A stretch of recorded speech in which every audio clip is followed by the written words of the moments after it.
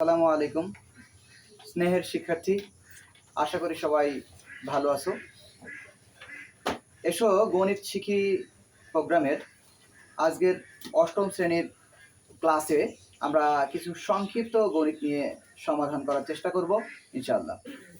তাহলে আমরা শুরু করতে পারি। প্রথমেই আমি একটা গণিত পড়ছি, সবাই একটু মনোযোগী হও। আয়তকার বাগানের ক্ষেত্রফল 400 বর্গমিটার এবং প্রস্থ 16 মিটার। বাগানের পরিসীমা কত? তাহলে আয়তকার বাগানের কি দেওয়া আছে? ক্ষেত্রফল দেওয়া আছে 400 বর্গমিটার ক্ষেত্রফল, তাই না? তাহলে আমরা ক্ষেত্রফলটা লিখি। আয়তকার বাগানের ক্ষেত্রফল, আয়তকার বাগানের ক্ষেত্রফল 400 বর্গ মিটার। ক্ষেত্রফল 400 বর্গ মিটার। আর দেওয়া আছে প্রস্থ, আয়তকার বাগানের প্রস্থ, আয়তকার বাগানের প্রস্থ দেওয়া আছে 16 মিটার। 16 মিটার। আমাদের সাথে চাইছে বাগানের পরিসীমা। কি চাইছে? পরিসীমা। একটু খেয়াল করো তো, বাগানের পরিসীমা সমান আয়তকার বাগানের পরিসীমা সমান সূত্রটা কি হবে? 2 ইন্টু দৈর্ঘ্য যোগ প্রস্থ। তাহলে আমাদের দৈর্ঘ্য আর প্রস্থ লাগবে। যদি আমরা আয়তকার বাগানের পরিসীমা বের করতে যাই তাহলে আমাদের কি লাগবে? দৈর্ঘ্য আর প্রস্থ। দেখো দিনে আমাদের কি আছে? ক্ষেত্রফল আছে আর প্রস্থ আছে, নেই কি? দৈর্ঘ্য লাগবে না পরিসীমা করতে হলে? তাই দৈর্ঘ্যটা কিভাবে বের করতে পারি আমরা? ক্ষেত্রফল থেকে প্রস্থ ভাগ। কারণ এই ক্ষেত্রফল কিভাবে এসছে? আয়তকার বাগানের এই যে ক্ষেত্রফলটা কিভাবে এসছে বলো? দৈর্ঘ্য প্রস্থ। দৈর্ঘ্য প্রস্থ যদি গুণ করি ক্ষেত্রফল হয়, তাহলে অবশ্যই আমরা এই ক্ষেত্রফলকে প্রস্থ দিয়ে ভাগ করলে পাবো কি? দৈর্ঘ্য। আয়তকার বাগানের দৈর্ঘ্য। বুঝেছো? আয়তকার বাগানের ক্ষেত্রফল সমান কি? দৈর্ঘ্য গুণ প্রস্থ। আয়তকার বাগানের ক্ষেত্রফল সমান দৈর্ঘ্য আর প্রস্থ গুণ করে যদি ক্ষেত্রফল হয়, তাহলে আমরা এই ক্ষেত্রফলের সাথে প্রস্থ ভাগ করলে দৈর্ঘ্য পাবো, আবার ক্ষেত্রফলের সাথে দৈর্ঘ্য ভাগ করলে প্রস্থ পাবো। তাহলে আমরা আয়তকার বাগানের কি বের করব বলো? লেখো, আয়তকার বাগানের দৈর্ঘ্য। আয়তকার বাগানের দৈর্ঘ্য। আয়তকার বাগানের দৈর্ঘ্য বের করছি, তাহলে আমরা এই যে ক্ষেত্রফল ভাগ প্রস্থ, এখানে মিটার হয়ে যাবে। কত হবে ফলাফল? 25 মিটার। এই যে 25 মিটার, এটা আয়তকার বাগানের আমরা দৈর্ঘ্য পেলাম। তাহলে আমরা আয়তকার বাগানের দৈর্ঘ্য এবং প্রস্থ দুইটাই পেয়ে গেছি। এবার আয়তকার বাগানের কি বের করতে বলা হয়েছে? পরিসীমা। তাহলে আমরা জানি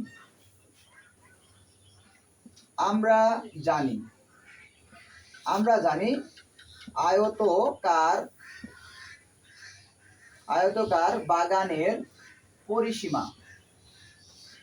আমরা জানি আয়তকার বাগানের পরিসীমা সমান 2 ইন্টু দৈর্ঘ্য যোগ প্রস্থ সমান, এখানে কেউ যদি মনে করে একক দেব, একক দেওয়া যেতে পারে, কারণ এখানে মিটার বা সেন্টিমিটার পরে বসবে।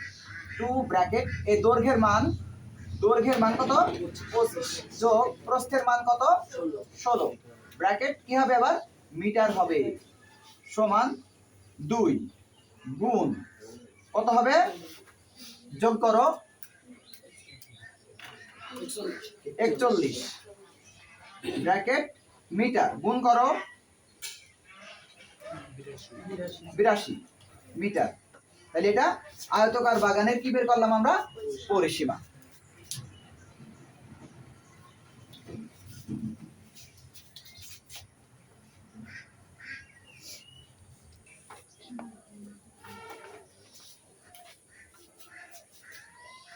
তাহলে আমরা কি করলাম?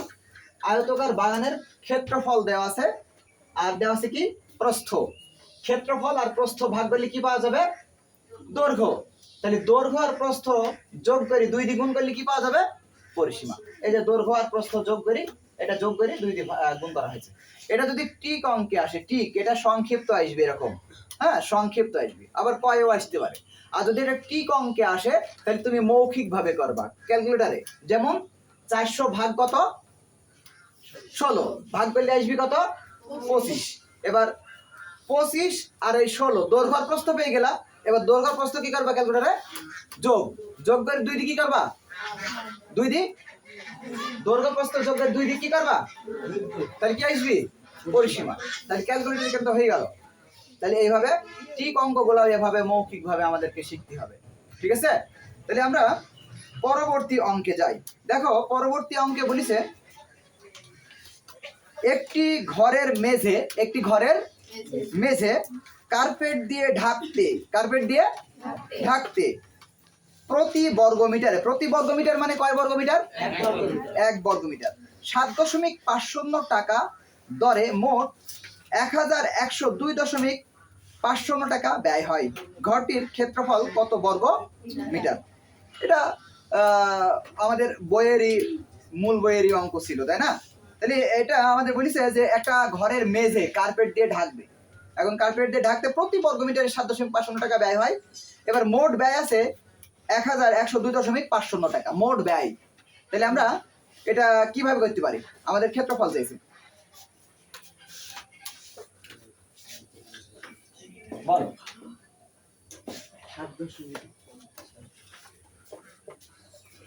কি হবে? কারো কি মনে আছে? অবশ্যই 7.50। তাহলে খেয়াল কর সবাই, খেয়াল করছো? আমাদের টাকা দেওয়া ছিল, কি দেওয়া ছিল? টাকা। একটা হচ্ছে 1 বর্গমিটারে খরচ হয় 7.50 টাকা। এবার মোট কত, মোট খরচ দেওয়া আছে, মোট খরচ দেওয়া আছে। তাহলে মোট খরচ থেকেই আমরা বর্গমিটার বের করব। তাহলে হবে 7.50 টাকা ব্যয় হয়, 7.50 টাকা ব্যয় হয় কত বর্গমিটারে? 1 বর্গমিটারে। অতএব 1 টাকা ব্যয় হয় 1/7.50 বর্গমিটারে। অতএব 1102.50 টাকা ব্যয় হয়। 1 গুণ 1102.50/7.50। তাহলে এটার সাথে ক্যালকুলেটরে কি করবো? ভাগ। তাহলে এটা ভাগ এটা ক্যালকুলেটরে কত হবে ফলাফল দেখো তো। 147 বর্গমিটার। এই যে অপেক্ষা করা, এটা কিন্তু ঠিক না, তোমরা করে ফেলবা বলেছি, এটাই ক্ষেত্রফল। অতএব ক্ষেত্রফল 147 বর্গমিটার।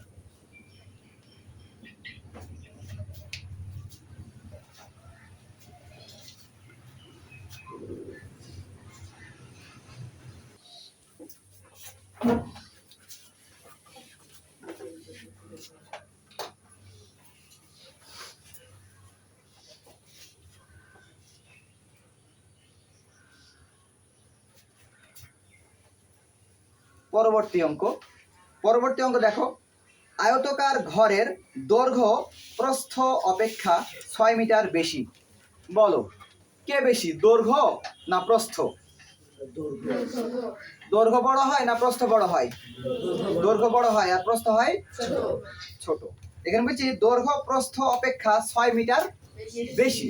তাহলে দৈর্ঘ্য 6 বেশি কার থেকে? প্রস্থের থেকে। এখানে কি প্রস্থ দেওয়া আছে দেখো, এবং পরিসীমা 64 মিটার হলে ক্ষেত্রফল কত?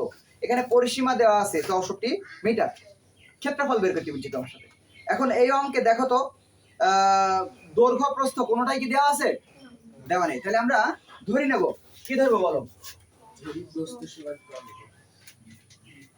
ধরি প্রস্থ কত ধরবো? প্রস্থ ক ধরলাম। তাহলে প্রস্থ ক মিটার। আচ্ছা, প্রস্থ যদি ক মিটার হয় তাহলে দৈর্ঘ্য কত হবে দেখি বলো। দৈর্ঘ্য সমান, বলো আরেকটু চিন্তা ভাবনা করে বলো, দৈর্ঘ্য কত হবে? দৈর্ঘ্য 6 বেশি, প্রস্থ থেকে 6 বেশি, তাহলে কি হবে? নো, যদি এখানে বলতো দৈর্ঘ্য প্রস্থের 2 গুণ 3 গুণ 4 গুণ 5 গুণ 6 গুণ, তবে ওর সাথে কয়ের সাথে একসাথে হইতো। এখানে গুণের কথা বলেনি, বলিছে দৈর্ঘ্য প্রস্থের 6 বেশি, 6 বেশি। এই কম বেশির কথা বললে যোগ বিয়োগ হবে। হ্যাঁ, কম বেশি বললে কি হবে বলো? যোগ বিয়োগ, মানে বেশি হইলে যোগ আর কম হইলে বিয়োগ। কিন্তু যদি গুণের কথা বলে তাহলে একসাথে হবে। 2 গুণ 2 ক, দৈর্ঘ্য প্রস্থের 3 গুণ 3 ক, বুঝেছো? যদি গুণের কথা বলে এক জায়গায় হয়, এক জায়গায় হবে। যদি বলে দৈর্ঘ্য প্রস্থের দ্বিগুণ, কি করবা? প্রস্থ ক, দৈর্ঘ্য 2 ক। দৈর্ঘ্য প্রস্থের 3 গুণ, তাহলে প্রস্থ ক, দৈর্ঘ্য 3 ক। দৈর্ঘ্য প্রস্থের 2.5 গুণ, তাহলে প্রস্থ ক, আর দৈর্ঘ্য 2.5 মানে 2.5 ক। বুঝেছো? একসাথে হবে। আবার 1.5 গুণ বললে 1.5 ক। তাহলে যদি গুণের কথা বলে একসাথে হবে, আর যদি কম বেশির কথা বলে যোগ বিয়োগ। এখানে দৈর্ঘ্য মানে দৈর্ঘ্য প্রস্থের 6 বেশি, 6 মিটার বেশি, তাহলে বেশি হলে যোগ বিয়োগ হবে, অর্থাৎ বেশি হলে যোগ। তাহলে এখানে প্রস্থ ক, প্রস্থ হচ্ছে ক, ক এর থেকে 6 বেশি কে দৈর্ঘ্য, 6 বেশি। এখন দেখো আমরা দৈর্ঘ্য প্রস্থ পেয়ে গেছি, তাই না? দৈর্ঘ্য প্রস্থ পেয়ে গেছি। আমাদের পরিসীমা দেয়া আছে 64 মিটার। কি দেয়া আছে? পরিসীমা কিভাবে আছে? আসে 2 ইনটু দৈর্ঘ্য যোগ, দেখো আসো খেয়াল করো, পরিসীমা সমান 2 ইনটু দৈর্ঘ্য যোগ প্রস্থ। 2 রাখলাম, এখানে দৈর্ঘ্য, দৈর্ঘ্য কত? ক যোগ 6, আর এই যোগটা দিলাম এখানে। প্রস্থ কত? প্রস্থ ক। আমরা ক এর হিসাবে পরিসীমা বের করছি, সবাই কি বুঝতে পারছো? দৈর্ঘ্য এত আর প্রস্থ এত, তাহলে 2 পরিসীমা সমান 2 ইনটু দৈর্ঘ্য যোগ প্রস্থ। দৈর্ঘ্য ক যোগ 6, ক যোগ 6 যোগ, আর এখানে ক হচ্ছে প্রস্থ। তাহলে 2 ব্র্যাকেট, এই ক আর এই ক যোগ করলে 2 ক হয়। ক আর ক যোগ করলে কত হয়? গুণ করলে স্কয়ার হয়। যদি তুমি ক গুণ ক করো তাহলে ক কি হবে? স্কয়ার। আর ক যোগ ক তাহলে হবে 2 ক। আচ্ছা, তাহলে ক আর ক 2 ক, আর যোগ কত? 6। এখানে মিটার হয়ে যাবে, মিটার। এবার এই 2 কর 6 কি যোগ করা হবে কখনো? কারণ সদৃশ পদ না। এর ক আছে, এর ক নেই। এর ক আছে 2 এর, কিন্তু এর ক নেই। তাহলে এর সাথে যোগ বিয়োগ হবে না। তাহলে 2 এর সাথে গুণ করে দাও, 2 দুগুণে 4। তাহলে 4 ক, 4 ক যোগ এই 2 এর সাথে 6 এর গুণ, 6 দুগুণে 12 মিটার। এটা আমরা কি পেলাম বলতো? ক হিসাবে পরিসীমা পেলাম। ক অনুযায়ী কি পেলাম? পরিসীমা। আমাদের পরিসীমা দেয়া ছিল অঙ্কে, অঙ্কে পরিসীমা 64 মিটার। অঙ্কে পরিসীমা কত? 64। আবার এটাও পরিসীমা।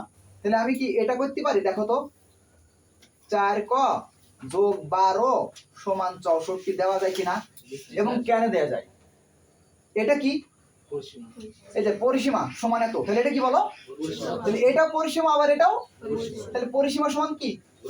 ঠিক আছে, যদি ক্ষেত্রফল দিও তাহলে আমরা এটা গুণ এটা করতাম, এটা গুণ এটা করতাম, দিয়ে ফলাফল নিয়ে আসতাম, তার সমান আবার ক্ষেত্রফলটা দিতাম, দিলে একটা প্রশ্ন মতো তৈরি হবে। বা এর সাথে এর কখনো যোগ বিয়োগ হবে না, কারণ এর ক আছে, এর ক নেই।